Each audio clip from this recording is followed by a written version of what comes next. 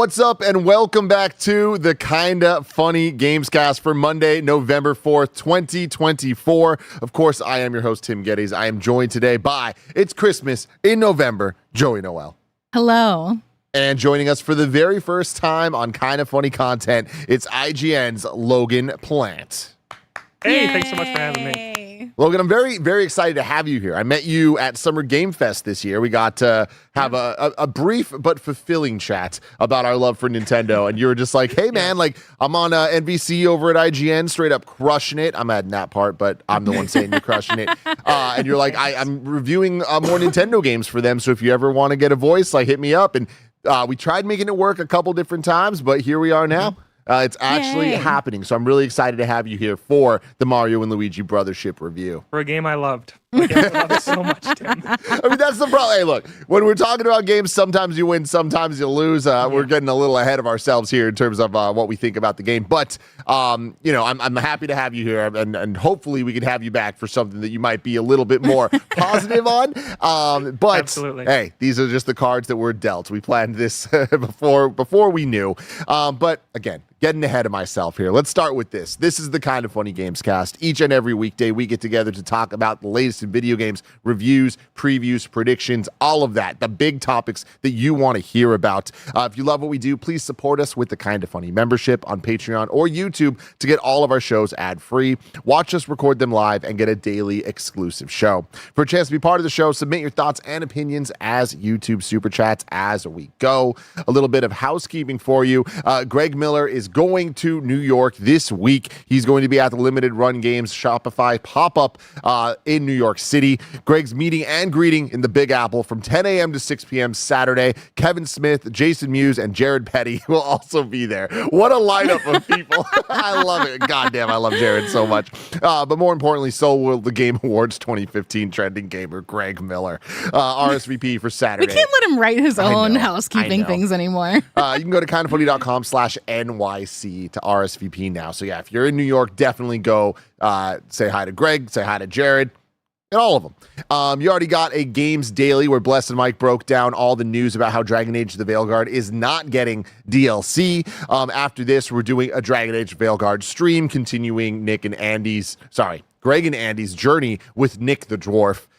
See how that continues Impossibly to go. small. He's so small. Have you seen footage of this? It's so funny. It makes me laugh every time I see it. If you're a Kinda Funny member, of course, you can get today's Greg Way, and later today, you can watch the Kinda Funny podcast be recorded live. Thank you to our Patreon producers, Delaney Twining and Carl Jacobs. Today, we're brought to you by Phasmophobia and BetterHelp, but we'll tell you all about that later. For now, let's get into it. The topic of the show. Mario and Luigi Brothership is almost here. Joey, you have played it. Logan, you have played it. Before we get into our thoughts on this game, I want to ask, Logan, what is your history with the Mario and Luigi series? I've been playing Mario and Luigi for 20 years. My first one was Partners in Time back on DS when that came out. That was actually the first game I ever got with my DS when I got it in 2005. And then I went back and later played Superstar Saga, and I've played all of them basically on launch day since then. Dream Team, Paper Jam is the only one that I have not finished, and then Bowser's Inside Story is my favorite one. I think it's one of the best Mario RPGs, only trailing like Thousand Year Door as my overall favorite. So I love the Mario and Luigi series. I feel like it declined a little bit in the 3DS era. Dream Team I liked still, but it was too chatty for me, too handholdy, and way too long, which may be themes that we talk about today. And then Paper Jam just kind of completely fell apart, and I didn't get too far into that one. And I was so excited that it was coming back. Joey, what about you? What's your history with the Mario and Luigi franchise? On the total opposite side of I had never played one before. So this is going to be a fun discussion to have like the two different experiences coming at this game, I think. Not only have you not played a Mario and Luigi game, you also haven't played Mario RPG, you haven't played any of the Paper Mario games, but couple months ago, or I guess last month, Nintendo was like, hey, like we want to send somebody to New York to go play the game. And you were like, I'll give it a shot. So you went and you actually did the preview for it, and you liked the preview enough that you were like, give me the review. Like, I actually want to give this one a shot and play it. Yeah, I had a really great time at the preview event. I had a lot of time. We got like 2-ish hours hands-on, and I had so much fun that I was like, oh, this is for sure going on my list of like things I want to play for the rest of the year. So when I got the opportunity to review it, I was like really excited. And I was really excited for like the first 20 hours that I played this game. So okay, let's start here then. So Joey, how many hours have you put into the game, and have you finished it yet? So I played 55 hours of this game and I'm not done yet, which is crazy to me personally. I thought I had read somewhere that it was like 35-ish hours to completion. And so when I was at 35 hours on Friday, I was like, oh, I don't have that much left. And then at 2:30 last night, I was like, I'm putting this down. I can't play anymore. Granted, there's a lot of different things. I not always super great at battle. So I had to do a lot of these like boss battles a couple times. So that's a me thing. I don't think most people are going to get 55 hours necessarily out of this. And I think that's my biggest caveat. Yeah. I'm not always good at games. That's fine. Well, but to jump in with that, though, Joey, that's something really bizarre about Brothership is that it has an easy mode. But to get to that easy mode, you have to lose a fight twice. And then it says, okay, do you want to try this fight again in easy mode? And there's no way to just keep easy mode on permanently. When the next boss that you hit a wall against, you have to lose against it twice to turn it down to easy again. It's a crazy way to set up difficulty. It's wild. And if you really want, because at the point that I got yesterday, I was like, I just want to fly through this. So then to get to the cakewalk mode, you have to lose twice. First on regular, then on easy, and then you get to the cakewalk where you can kind of like fly through it a little bit more. But because you take so little damage in easy mode, the playthrough to like get to even trying to die to get to the easier one, because I was like, I just want to speed through this. I don't want to do it. Took so long, like impossibly long. I also did a ton of the side quests and stuff like that. And the way that I play games usually is I will do like a cleanup round of like, I'm thinking specifically with Astrobot of like, I'm done with this world. I'm going to go get all the stuff that I missed and then I'll move on to the next one. That's how I approached my time with Brothership on each of these islands. And not knowing that later in the game, it does make you go backwards and revisit places now that I've like revisited potentially multiple times already. So I think that there's definitely a more efficient way to play this game than what I was playing. But it's hard to know. Obviously, pre-release, pre-guides, all of that kind of stuff. I'm usually a guide girl because I'm not one to like battle through stuff. But I did it for this one. I was very proud of myself. Yeah, I'm proud of you too, Joe, for stepping up for this. Are you have not yet beat it? Are you planning on going the distance and finishing this thing? I don't think I want to spend any more time with this game personally. Wow. Okay. Logan, how long have you played the game? And you did beat it, correct? Yes, I rolled credits at 34 hours. And kind of, I guess my caveat there is I was so over the side content after about 15 hours that I mostly mainlined the second half of the game. I think if you continue to do the side quests, and there are many time-limited side quests that go away after certain story chapters, and they warn you, hey, if the side quest has a red icon, you can't do it anymore after you progress the main story. So I just kind of put those aside because I had to burn through this thing to write my review and get it up today. So 34 hours. I think if I'd continued playing at the pace I played through the first 2/3, probably 40 to 45, but I'm in the same boat as Joey. I was not enjoying the third act, so I didn't have drive to do the side quests. And the side quests, Tim, are basically just, oh, go talk to this person on this island you've already been to, watch a generic cutscene, earn your reward. They're not really worth doing. No. Gotcha. Yeah, so this is Mario & Luigi Brothership, releasing November 7th. Published by Nintendo, but developed by Acquire. This is an interesting thing, as we've been talking about the last year or so. Nintendo doesn't really advertise who develops their games. They just kind of pretend it's all just a blanket Nintendo, and there's no splash screens in the beginning to let you know all this stuff, so you need to get to the credits for that information to get out there.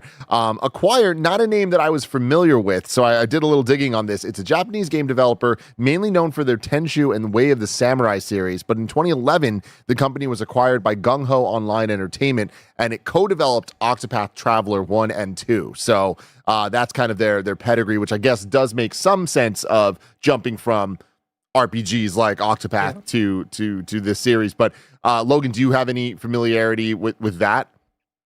Yeah, I played Octopath Traveler 1. I didn't quite finish it. That's a really beefy game, but I really like the battle system in that game, and I really like a lot of what they did in that one. But yeah, this is an interesting one, right? Because Alpha Dream is gone. They made the entire series through Paper Jam, and then they went bankrupt and just disappeared. And apparently there's some of the original talent at Acquire working on this game. But yeah, you can definitely tell the studio shift playing Brothership if you've played all of the Mario and Luigi's.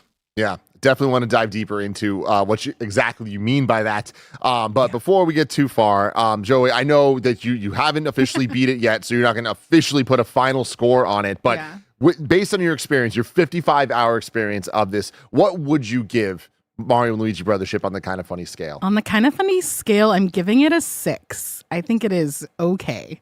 It's so funny to look at our review scale, because at different points of this game, I had wildly different scores. Within the first 20 hours, I would have scored it probably an 8.5, and then it's just kind of slowly gone down from there. To me, this is the game that doesn't end. It feels like every time you're making some progress, it's like, oh, this is a big boss battle. It immediately gets undercut, being like, oh, just kidding. It's not that big boss battle that you thought it was. And actually, you're going to have to go back and do a bunch of stuff over again. Two of my least favorite game mechanics kind of all time are in this game, which is, hey, you know that thing that you did a long time ago? Through some MacGuffin that really doesn't make a ton of sense, you have to go back and do both of those things again. And you're like, okay, this game is like not lacking in things for you to do. So it seems like a little bit of a waste to go back. And then it has the other least favorite thing, which we talk about a lot in Marvel shows, which is like, ooh, you beat that boss, but the boss is now back and it has different colored powers, which really doesn't mean anything other than they have way more health and you have to do way more damage. And it's just like, it doesn't feel like it just feels like, oh, I just have to do this again and nothing's really changed. You're not really like incorporating a ton of like new moves or mechanics or anything like that. And I'm just like, this wasn't like super fun the first time I did it, let alone having to do it a second time. They do try and change things up with like the battle plugs that you get and you can craft, which like add modifiers to your battle style, which anywhere from like giving you auto excellent to spike balls drop to like all sorts of different stuff. Those to me ended up by the end of my time being a little bit annoying because the number of turns that you can use them is pretty much limited to like 10 or 15, I think is where it caps out. But you're going through them so quickly and you acquire so many that you can have active at one time that I would much rather have wanted to craft ones that last for longer amounts of turns. So it doesn't feel like almost every other turn you're swapping out another battle plug because they all get used in different amounts and different ways and stuff like that. And I'm just like, I feel like I'm wasting a lot of time in the menus and it doesn't necessarily feel productive and a good use of my time. So you saying that you early on first 20 hours were leaning towards like an 8.5. Like what are the things that you liked about it that would have given it that score? It had a lot of movement and a lot of pacing. It felt like you were learning things that you were actively using in battle, and it felt like you were making a good amount of progress on the map, though I will talk about fast traveling and the way that you navigate things later. That's a little pin for later. By the time I got probably 25 hours in, that's where you start to see some of those like repetitive things being like, oh, you have to go back, you have to go back, you have to go back.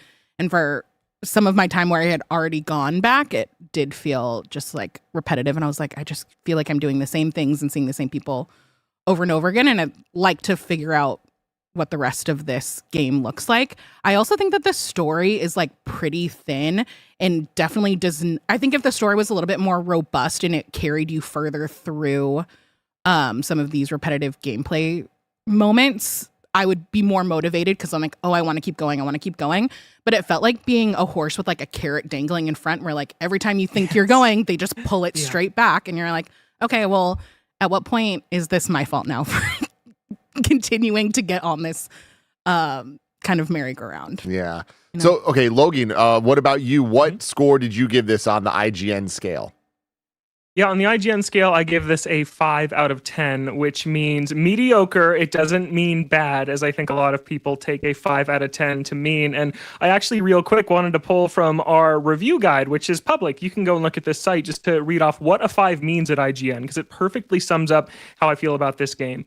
This is the kind of bland, unremarkable game we've mostly forgotten about a day after we finish playing. A mediocre game isn't something you should spend your time or money on if you consider either to be precious, but they'll pass the time if you have nothing better to do. Yeah, this game's just bland. It's boring. It doesn't really do anything that interesting. And to Joey, what you were saying, you said that you felt like you were getting new stuff throughout the first 20 hours. As me, who's played the entire series, that's stuff I feel like I should have had earlier. They were spoon-feeding me these powers and abilities that are very standard Mario and Luigi fare, and it just didn't feel like they were taking any big swings. And I agree with you on the story. It is so generic and it is so chatty. I feel like this game has taken the worst habits of Mario and Luigi and carried them forward and dropped everything I liked about it. Because, like I mentioned, the developer shift, you can feel that in the overworld gameplay. It no longer feels like Mario and Luigi. It feels like Mario with Luigi following somewhat close behind. You're not really jumping as Luigi anymore. You can hit B to jump with Luigi, but it actually muddles things up and he can get lost and the two can get separated. And if they get too far apart, the game stops and they have to reunite in the middle. And it's like a 10-second slowdown to be like, oh no, Mario, Luigi. And then they run back to the middle and meet up. Like, you're no longer platforming as both characters. And then there are these puzzles where Mario jumps on the red platforms and Luigi jumps on the green ones. And in an old game, you would hit A to jump as Mario, B to jump as Luigi, platform as both of them. But now you do Mario's platforming and then Luigi's just an NPC that does it himself. And that happens constantly. There's all these moments where you just hit L and send Luigi to do something that in any older Mario and Luigi game, you would have had control over yourself. So it just feels watered down, and it's almost worse than just like a NPC ally like Paper Mario. Like Admiral Bobbery's following you behind, and he doesn't really do much. You can pick him up and throw him to make him explode, but he's kind of just there. Luigi's an active hindrance now rather than being a second playable protagonist, and I just found that so frustrating. One of the things I've always loved the most about the Mario and Luigi series is the comedy and the character, and the character that they gave Mario, but mainly Luigi, and also the world that you're in. I feel like this series is like the prime example of making the most of the Mario world that we don't get to see in the platformers. Does this game do any of that, Logan? I didn't like the comedy at all this time, and usually I do. I usually tend to like the Paper Mario brand of comedy a little bit more. It's kind of more surreal and fourth wall breaking, and like jokes that I feel like adults get that maybe would go over kids' heads that are just really funny, almost social commentary sometimes, right? Thousand Year Door is hilarious. Origami King is hilarious. In Brothership, the comedy is mostly the joke is if the joke isn't funny. There's all these characters that tell these really unfunny dad jokes and puns, and then it sits there and there's this wind-blowing animation as Mario and Luigi just sit there and stare in silence. And that's a punchline they return to 15, 20 times across the game. And then there are a couple other recurring bits that are supposed to be funny, like Snoutlet, who's the not a pig sidekick that we see in all the trailers. He tells almost everyone he meets, I'm not a pig. And then he's always making these pig puns about like bacon and things like that. But then he says, but I'm definitely not a pig. And it's not funny the first time. It's way less funny the 30th time. Like, it's just exhausting to click through this dialogue for me. Yeah, I am a noted dialogue skipper, which I really did not do this game. And boy, did I want to. Yeah. I think the first 20 hours, I really did have like a really fun time with it. But I think it's just very repetitive and it kind of just grates on you. Maybe if I had mainlined the story and not tried to do everything and all the side quests, I would feel differently. And like somebody in the chat was like, it sounds like she doesn't like RPGs. I like RPGs. I like turn-based RPGs, but I like them when I feel like I'm making progress and not feel like I'm just getting like kicked back 2 steps every time. Persona 5, like you were in love with, right? I love Persona 5. Metaphor, I have stopped playing, but mostly because I'm just not a fantasy person. But the battle system stuff like that, I think is really good, and I imagine I get back to it this holiday. Like, I like these games, and I think the saddest thing is I want to like this game more than I do.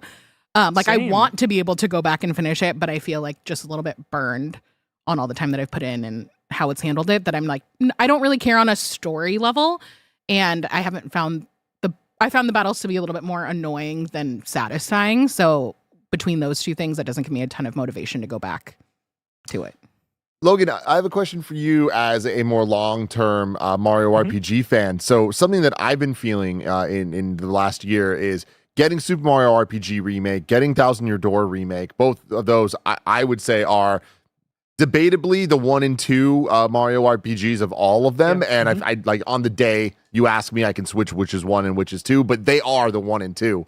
But because of playing those so recently, I'm a little burned out. I'm a little fatigued on the Mario and Luigi Paper Mario RPG universe. Yeah. Do you think that might have affected your enjoyment of this game at all?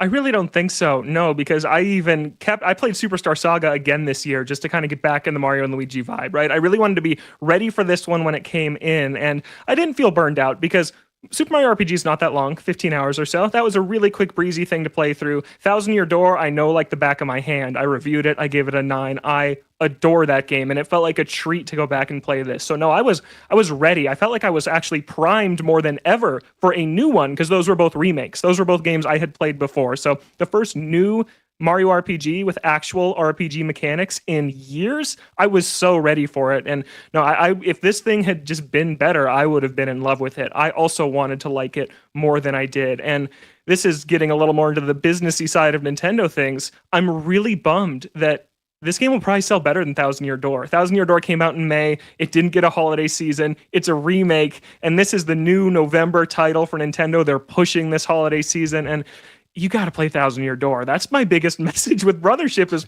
go play the other two. They're great. This one's not. Yeah. And this being the first new Mario and Luigi in a very long time. And I think a lot of us were surprised when it was even announced that they were doing another one this late in the Switch's life cycle. Mm-hmm. Do you think that this is a bad sign for the franchise to come? Like, do you think that this is just a misstep, or do you think that we're going to get another one at some point that maybe can course correct a bit? Yeah, it's interesting, right? Because this is Acquire's first time making a Mario and Luigi game. It's one of their first times, one of the biggest projects they've ever tackled, right? Making a game for Nintendo is a big deal. Not a lot of studios really get to do that. So I could see them making a sequel that maybe goes back to some of the things I love about this series and shed some of the things I don't. But really, this game is in line with the decline I was talking about. Dream Team, I liked a little bit less. Paper Jam, I liked a lot less. This one, I like more than Paper Jam, but it suffers from the same things. And it's just, if Nintendo is really thinking right now, they release these 3 games, they're looking at sales numbers, they're looking at reception. Where are we taking Mario RPGs? I hope the answer is like a Thousand Year Door follow-up, a new RPG Paper Mario from Intelligent Systems, because I trust that team way more than I trust this one. So we'll see what they do. We'll see how this game sells and kind of how the numbers fall. But I just really hope that we don't go another 9 years without an original Mario RPG. Yeah. I want to keep other talking. People like this more than we do, right? Yeah, we seem to be outliers from what I've seen. I don't know about outliers, but yeah. There are also positive reviews out there. So, hey, maybe this is for you as well. But we're going to keep talking about Mario and Luigi Brothership right after a word from our sponsors.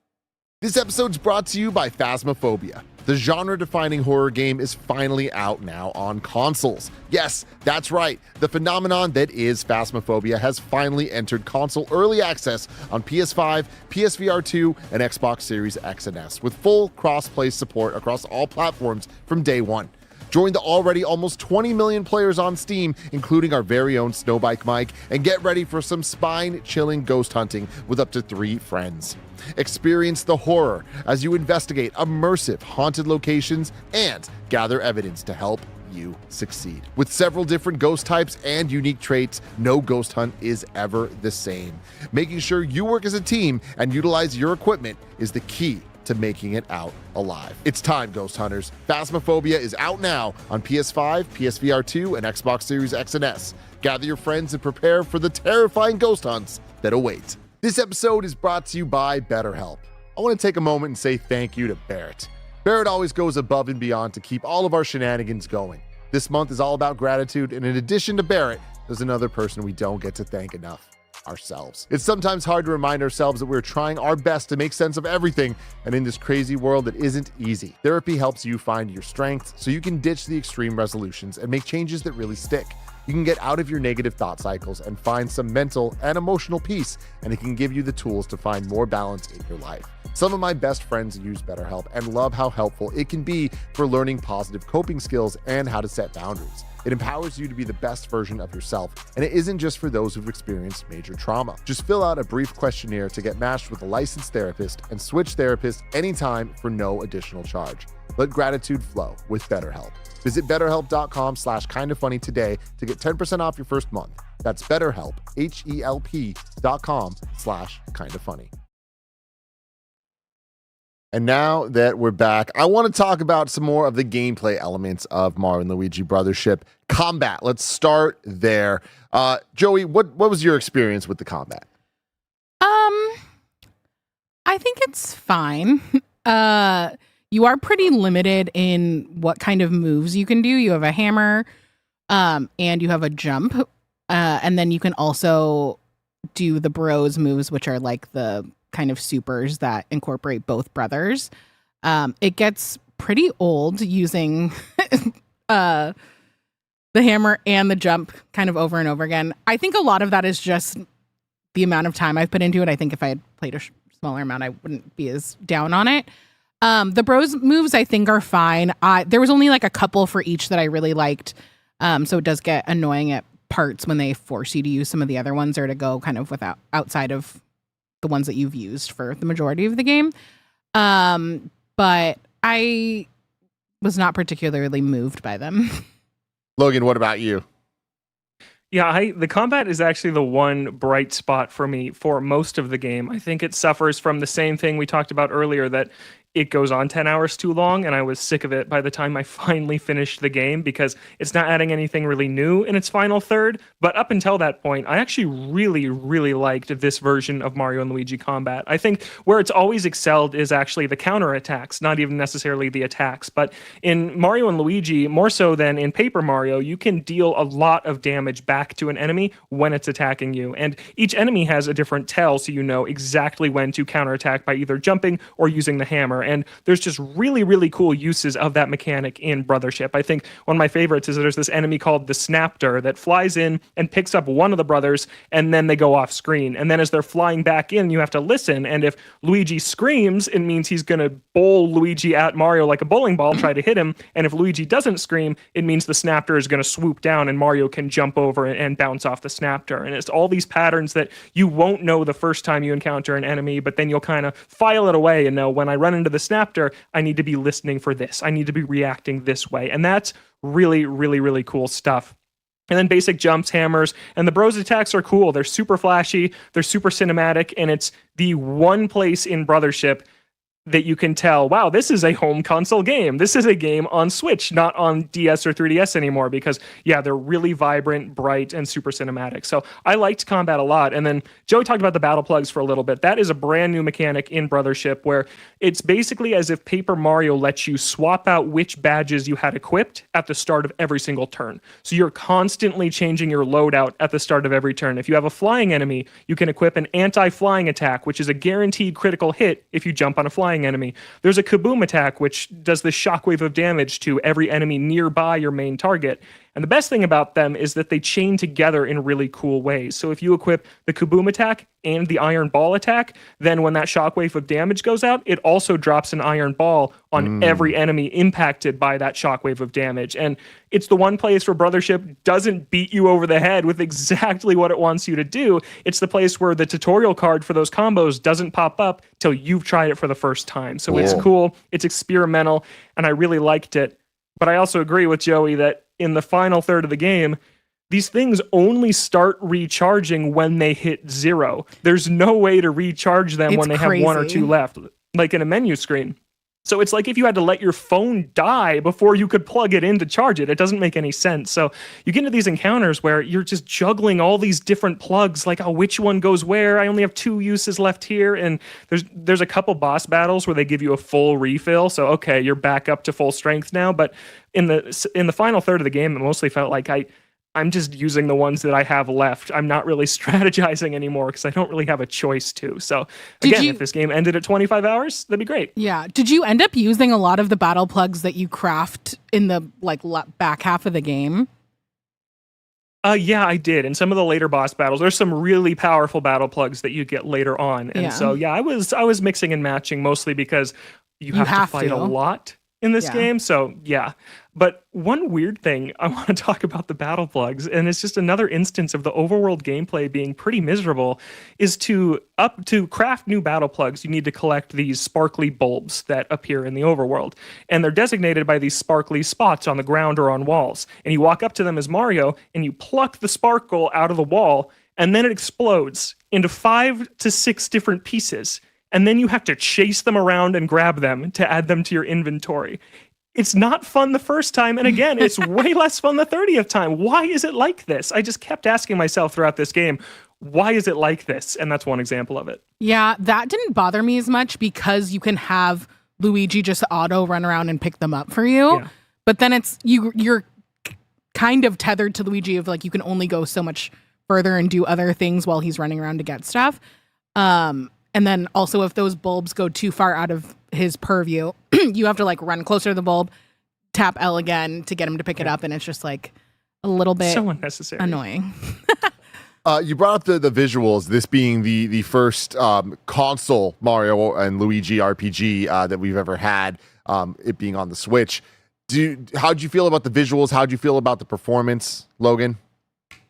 It performed really bad for me. It really, really struggles, specifically when it's docked, because Joey and I were texting about it when we were playing it, and she said, I'm not really having problems, but I'm playing mostly in handheld. I played it mostly in dock because I had to capture footage for my video review, and I wish I could have played this thing in handheld, because yeah, as the first home console Mario and Luigi, it's a bummer. There's a segment in my review, which you can watch over at IGN, where I talk about the performance, and I just show examples of these stutters, and it looks like I handpicked them to show here's the 3 times it stuttered. No, it's constant. It feels like you're constantly expecting the next stutter in the midst of a stutter or recovering from the last one. No. Just always. And it feels like it's when there's lava or water or wind or sand on screen that the game just can't handle it. And you're exploring islands that are all surrounded by the ocean. So it's just always kind of processing this water texture, and it's always struggling. And yeah, it was really frustrating me. And another example of why is it like this? It's just not a good jump to the home console format for them. Big in the chat, just circling back, says, I wonder how like crucial to the game those battle plugs are, because they reference something from another game that now I can't see and I don't know what it is. If you don't use these battle plugs while you're playing the game, you are going to be playing this game forever. Every encounter is going to take you significantly longer than if you do use them. Just the way that they all chain together and the way that they multiply damage and stuff like that. I would be scared to find out how long it would take you to beat. And I don't even think some of those bosses are beatable without some of those abilities. What do you think about the performance, but then also just the look of it, the art style? I like the art style. I know that a lot of people haven't. I think seems like most people do. Yeah. I think I am the outlier there. But I don't think Andy really liked it either. But maybe I was like, but yeah, I played exclusively handheld, and I didn't really have any issues or any stuttering or anything. So that's crazy. Because yeah, I was like, oh, this is. Yeah. We were aligned with some of the things that we couldn't figure out, and that was one where I feel like we were separate. I was like, oh, we had 2 different experiences playing that. What about you, Logan? What do you think about the art style for this? I'm torn on it. I like how Mario and Luigi look. I think that it's a really faithful rendition of kind of that concept art for Superstar Saga, the box art for this entire series. I really like how they translated. And I like how a lot of the enemies look too, but the outlet residents of Concordia that look like power outlets, this game's all about plugs and outlets and connections and electricity and all that stuff. I just don't like how they look. They're just really simple, rudimentary, like, I don't know, Nick Jr. in kind of a bad way, not saying like stuff for kids is bad, but it didn't work for me in a Mario sense. And I'm thrilled to have original characters back in a Mario and Luigi game, because Paper Jam it was toads. That was the era of Mario RPGs where everything was a toad. So I'm happy for that, but I just didn't like these designs very much and just felt like they clashed. Like when I see Mario and Luigi standing next to all these power outlets, it just did not look right to me. So with the titular Brothership, do you feel like, what is that? Let's just start there. What is the Brothership, Joey? I think it's a portmanteau of brothers and friendship, right? Isn't there a ship? There is a ship, but it's not called the Brothership, right? Is the ship it's called important? Ship Shape Island. There we What? go. And Yeah. it is the hub world where you do all of the navigation on the sea for. The It's looking game is devastated. called Brothership, and you're on the ship, but it's not called the Brothership. No, it isn't. It is This not. game fucking sucks. Bear coming in like a commenter. I love it. But okay, so is the ship important though? Yeah. Do you like the ship? No, I don't like the ship. I do not like the navigation of the ocean. It's Really the frustrating. setup kind of is like Wind Waker. You're sailing to these different islands and you're going to discover all these islets and the next main island to go to. But in practice, navigation's done entirely within a menu. You just open up a map menu, you click on the next linear current that you want to sail to, and then you actually have to physically wait as your boat sails there. And you get an ability pretty early on that lets your boat speed up so you can get there faster. But kind of the It is intention rough is, before go you do- get that, though, too. Yeah, it's slow. They want you to go do side quests while you're sailing there, but there's never really that much time to go to an entirely different island, do a side quest while you're sailing, and monitoring it in the background's kind of annoying. They put this enormous mini map of the ocean map when you're sailing and you're exploring another island, but then there's no mini map of the island you're on, and so you're just almost a quarter so of the screen's frustrating. taken up by this ocean navigation that is ultimately meaningless. And it's just cool idea. It didn't work. I was looking because I did a screen recording. There was a few, it must have been when I first started it. I needed to get from like one current to another. And I was listening to Janet and Isaiah's podcast. And I just hit screen record to see how long I was watching before I got to where I needed to go. And I think it was like 5.5 minutes, which is a really long time to just sit there and wait for you to sail to the next thing.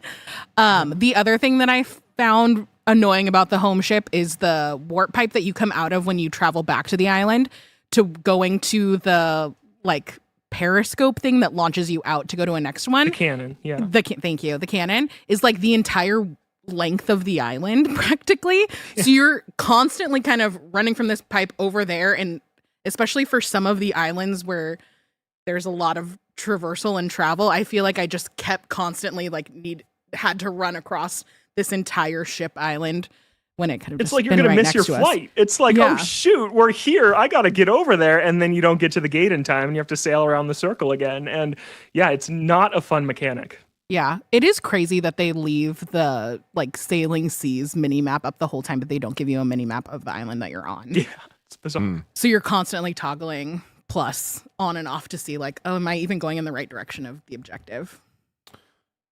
One of my favorite things about the Mario and Luigi games has always been the soundtrack. Yoko Shimomura of Kingdom Hearts fame, among many other things, Final Fantasy 15. She did most of, if not all, of the previous Mario and Luigi games. I do not think All of she them, did yeah. this. How did you feel about the music, Logan? I could only tell you one theme right now, and it's the ship theme is the only one that comes to mind because you spend a ton of time on it. So it's pretty forgettable. It's not bad. Like I enjoyed the soundtrack as it's playing, but I wouldn't say, oh, it's a huge highlight because like the Bowser's Inside Story soundtrack, that thing is amazing. There's a bunch of tracks from that in Smash Brothers and things. It's a classic. And this is fine. It's inoffensive, but not a big pro. Yeah, I think it's fine. I think by the time I got 25 hours and I started to play it on. Gotcha, yeah. So again, going back to the new characters that you were talking about, Logan, like this not being just the same old Toads that we've seen a million times. You seem to not be too high on the new characters, but are there any highlights? Without spoiling anything, like are there characters that you're like, well, at least there was them? No, there's not a single character that I'm like, well, they were cool. There's not a single one that really stuck with me. And sounds like I'm being overly harsh. That's legitimately how I feel about this cast. And it's not how I feel about the other Mario and Luigi games. There's original characters I really like. I guess the characters I'll say I really liked in Brothership are I think Bowser is always awesome in the Mario RPGs because he plays a very different role than just the big bad that's kidnapping Peach. He always has a bit of a different story to him. You get to see more of his dynamics with his army and with Bowser Jr. and his minions, and I really like how Brothership does that. So if there's a highlight to be found in the cast, it's just the Mushroom Kingdom characters that we all know already. So they're really cool. But in terms of original characters, no, they're all pretty tropey and basic and generic. And the overarching story that you're following them through it's cool for a Mario game, I guess. Like Mario doesn't usually talk about the themes and stuff this game does. But if you play anything else that's not a Mario game, you've seen this stuff before. So yeah, nothing too special. I want to give a shout out. There's 3 characters that are on the home ship. They're these 3 gossipy little aunties, and I fucking love them. And they're my favorite characters in this entire game. I always want to see what they're talking about. I want to know what tea that they have. And those are the only ones that I like made a point of talking to every time I went back. That's hilarious. What about the bosses? Is there any, because I feel like that's also a highlight of the Mario RPG series, is kind of like fun, creative, set piece-ish bosses. Logan, did you find any that you liked in this? Yeah, the bosses are another strong suit, I would say, of Brothership. There's some really, really good ones, and there's a mechanic that we haven't touched on overall in the entire game, and we should talk about the negative side of it maybe after this, and it's called Luigi Logic, and that is where Luigi gets some crazy idea, and then he does something, and it's awesome in the boss battles. Like a really early boss battle, he sees a fountain in the background of the battle, and he goes and he's like basically using the fountain as like a slingshot to launch this boulder onto the boss. And then there's a quick time event where you as Mario have to hit the boulder back at the boss, and then the boss is weakened, it's stunned, and your next few attacks do critical hit damage. So that's really cool stuff that makes the boss fights feel kind of more grand than the normal encounters, which are really cool. And then the bosses themselves are pretty awesome the whole way through. They have really powerful attacks. There's a few that I did lose to and had to retry because I was careless. I didn't heal and I thought I could do it, and I didn't. I died and had to redo it. So they're a strong suit, and the boss music is also pretty good. Cool. Joey, what do you think about the bosses? Yeah, they're fun. I think for me, the bosses got overshadowed by oftentimes what happens immediately after you beat a boss, where it seems like they kind of undermine what you just did, being like, oh, you thought you did the thing, but turns out you have to do it again, or you have to go do it in this different way. And I'm just like, well, now I can't even like enjoy that I beat this thing, because now I'm immediately on to the next thing, which is games in general. But I feel like they do it in a way that's like, doesn't feel like you're making a lot of progress or that like you've accomplished much. How'd you feel about the Luigi logic outside of the bosses? Outside of the bosses, it really doesn't have any huge bearing on the game, other than like it essentially sends Luigi on fetch quests to like break boxes and get coins and get items and stuff for you. It doesn't really do anything outside of the bosses other than that. Yeah, there's these moments where the story kind of just stops and the gameplay stops and it plays a Luigi logic cutscene and then he just does something for you and you move on. Like there's this point, I think in like, yeah, it's way too long. There's all cutscenes in this game are too long. There's this point early on in the game where there's a ledge that you can't reach. So Luigi has a Luigi logic idea, and then you watch him walk over and he just swims through the air up to the ledge and grabs the ledge. And I'm like, okay, so that whole thing was just set up for that joke, but then why can't Luigi just swim through the air at all times in this game to get up to ledges he can't it never reach? happens ever again. And you're like, No. Okay. Why did that happen? Yeah, it doesn't make any sense. And then there's other times where, yeah, it's just, he just figures something out like, oh, Luigi logic. And then he goes up there and he hits the switch and it's done. And it's basically kind of just like a Band-Aid for the game to solve a puzzle for you. And it's just ridiculous with a 20-second cutscene attached to it that you just have to sit through. Yeah, I guess the other way that they use it is to like anchor Luigi to a button or a switch or something of some point. Yes. So that he stays there and has it triggered as you as Mario are running around and doing other stuff. But I don't necessarily feel like that's like particularly engaging either. No. Is there anything else, Logan, that you'd want to talk about from the game? Any aspect, gameplay, story, or otherwise? Yeah, I think I got two things. And it all goes back to how I just think this game just woefully mishandled Luigi. And I think that if you've played them all, you might be disappointed in just how Luigi controls in this thing. It's like this, I talked about the platforming puzzle earlier. There's another one where there's numbers on the ground. It's like 1 through 20. And half of them are red, half of them are green. And you have to step on all of them in order. And so you step on the red 1, and then there's a green 2 and a green 4, and Luigi won't wait to step on the 4 until Mario stepped on the 3. He goes for it. So he's actively working against you in this puzzle. Like, he's just on this on-rails track, pressing all these numbers, and it just doesn't make sense. And sure, it's fine gameplay. You're just trying to beat Luigi to your number so you don't mess up the sequence. Like, oh, I got to get hit 6 because Luigi's sprinting at full speed to 7 for some reason. And it's just another way that I just feel like it just misunderstands. Like, you're not working with Luigi in this game. He works against you and is a hindrance, and that is annoying. And then does is that a feel, combat thing. Does it feel by design, though, like him running? Like, does it feel like a gameplay element that you need to beat him to the number, or does it just feel like a mistake? There are some things where there's like establishing you're in a competition, and this is not one of them. So it feels it is not incompetent. Got it. You're right. No, there are points where a bunch of coins show up and it says, okay, compete with Luigi to see who can gather the most coins. It's like, well, you get all the coins no matter how many you get as Mario. So why don't I just sit here and let Luigi get all of them? It's just like who gives the thumbs up after for whoever gets more coins between you and the computer Luigi. It's like, why is that there?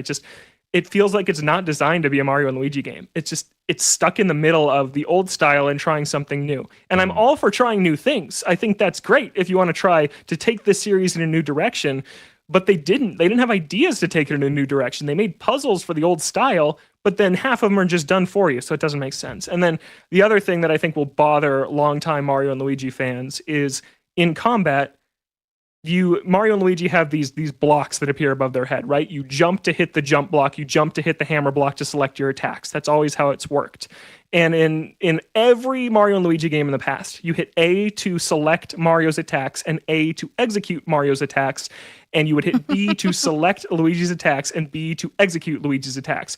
Now, you hit A to select Luigi's attacks, but you still use B to execute them. And yeah, I know. It's a big deal. That's such it a doesn't small sound thing like it. that, like, oh my God, yeah. I mean, me having played the old ones, like, I would hate that.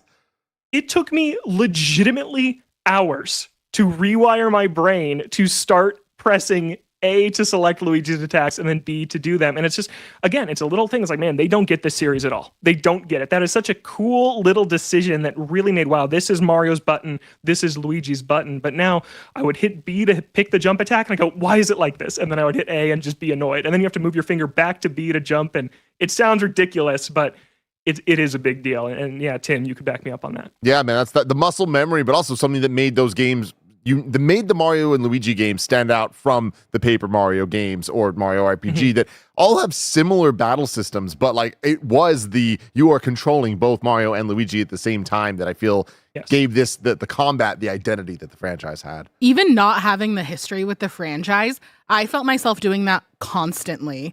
Really? I was wondering about that. Being like, oh, B's for Luigi. And then I'm like, why? And then I would just back out of the menu or whatever I was doing. And I was just like, this is so annoying needlessly. Like you've established that this is how it works, even in the tutorial, that like, I don't know why you wouldn't just commit to that and why A is select for everybody. Yeah. Frustrating. We got a super chat from Rami saying, as a fan, it's heartbreaking. I hope they don't give up on the series. Also, Tim, have you seen Love is Blind Habibi? Absolutely loved it. I had to not get into Love is Blind. That is very much a Joey thing. I know. But Joey, I haven't watched watching? Habibi yet. Are you it's going next to? on my list. Yeah. Now that the disaster that is this current season of Love is Blind is over, now I can get into the one that everyone's like actually having fun with. So then, it being heartbreaking. Like Logan, like, do you find this heartbreaking? Like when you look at the future of the franchise, like, is this just like a sad moment? Yeah, it is heartbreaking. And I didn't want to not like this game, right? Like the reception to my review has been very negative and, oh, this guy just hates Mario and Luigi. No, I love Mario and Luigi. I adore Bowser's Inside Story and Superstar Saga, and I like the other ones a lot. And it is a bummer. I was so hyped for that June Nintendo Direct when they announced this thing. Oh my gosh, they're doing it. Mario and Luigi is back. And playing it, I was wow, this wait wasn't worth it. And that's really, really disappointing. And I'm honestly on the fence. If this is what future Mario and Luigi games look like, I don't really want to play another one. And I hope they can get it back on track. But yeah, this one does not give me a lot of confidence. And then CJ Splitson writes in saying, do you think Nintendo keeping the names of these studios under wraps hurts their seal of quality? I don't think so. Like not that specifically. Like I feel like Nintendo's always kind of been weird, and like when we talk about the first parties and the development studios they have, I feel like over the last decade, PlayStations have really kind of become a thing where the people on our shows and in our communities and world know Naughty Dog and Insomniac, et cetera, et cetera.